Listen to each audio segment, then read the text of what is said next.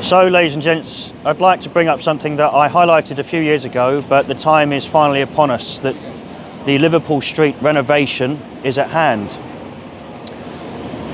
This place means an awful lot to me and a great many people. It has always been an important hub for people coming in from Essex or Hertfordshire.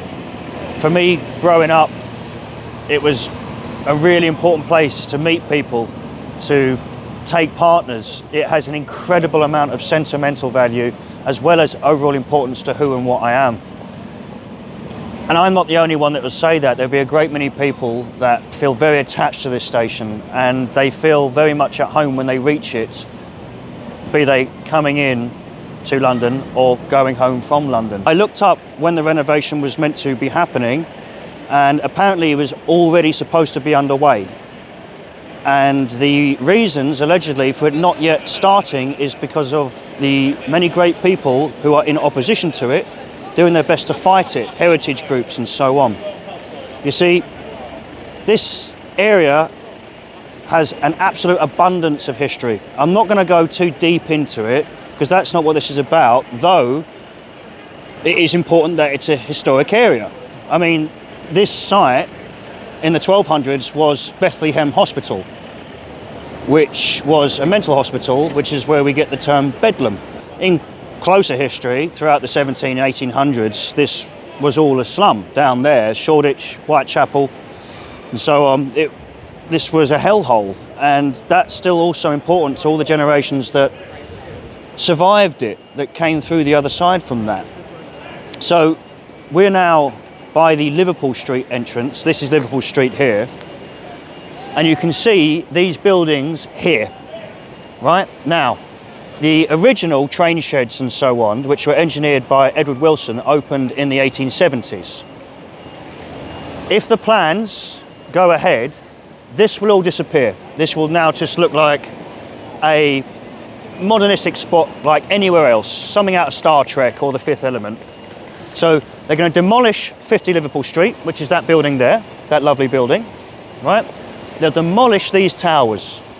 And the excuse is because they're not that old. You see, you'd be forgiven for thinking they're Victorian, but they're not. They was involved in a renovation that went between about 1985 to the early 90s.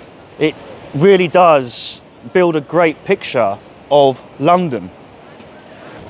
Nowadays, the idea of trying to create things that give you a great idea of where you are in the world is a thing of the past. This is what Liverpool Street and the surrounding area is now being dominated by. This, the height of modern art and modernity.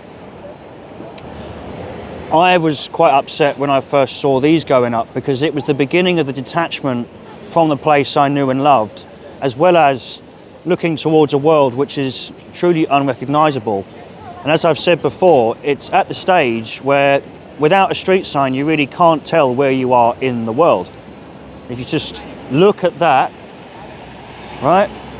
And then we look at this. If you look at the pub just here, the Railway Tavern, which originally 1700s, but this building's 1800s, right? You look at that, you pan back at this, and then you look at that, and you can tell which buildings actually remind you of Britain, or just London at least. From now on, I hope that when you are in Liverpool Street, if you are in Liverpool Street, that you'll take more time than you would have to look up at the old train shed roofs. No, they're not beautiful. They weren't meant to be. They were designed by an engineer. But I think that they're a damn sight more handsome than many, many stations today. And I think that they are perfect for what they are, and a reminder of the late 19th century. Unlike what's coming.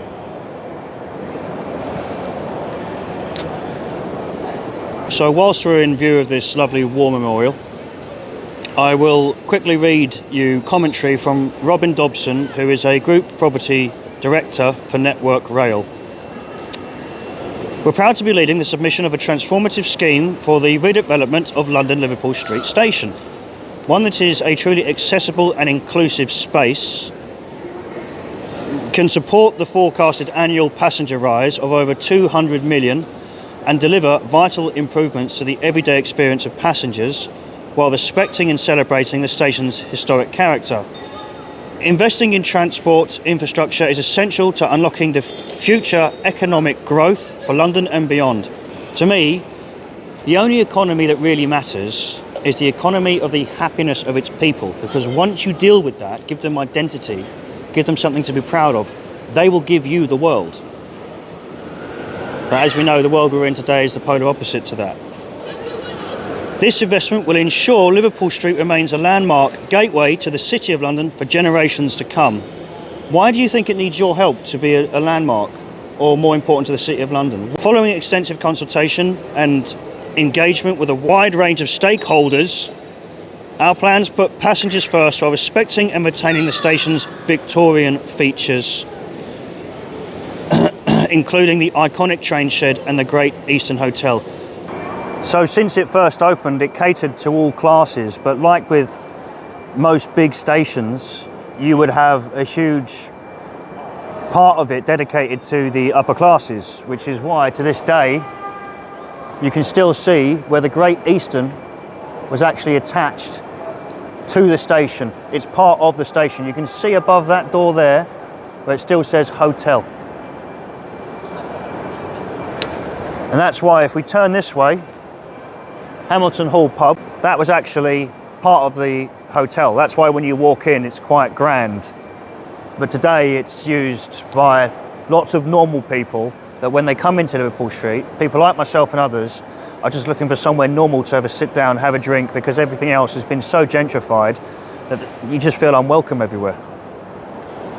This is the Bishopsgate entrance, which lots of people will recognise, and if the plans go ahead, which they most likely will, this is all going to disappear, the towers will disappear, and there'll just be a massive building attached to both of these buildings here. So if that does happen, I'm not psychic, I don't know. There's people making great effort to stop it. Whether they'll win or not, I once again don't know. If that does happen, this is one of the last times you'll see this view. This backdrop behind me, I think, is the perfect way to really emphasize the future, the fate of London. Look at this.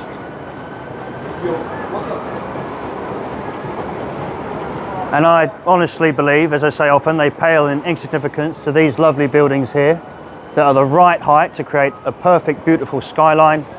And you'll get people saying, but Vin, we need these big buildings for the influx of people, for the economy and so on. I'm a little bit tired of people telling me what I need. We're told what we need, but what we need is the polar opposite to what we're told we need.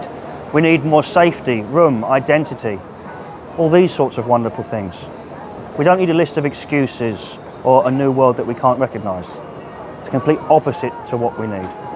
And this backdrop right here for me is a perfect example for me to highlight something I say often, which is that just because you fill something up doesn't mean it isn't empty.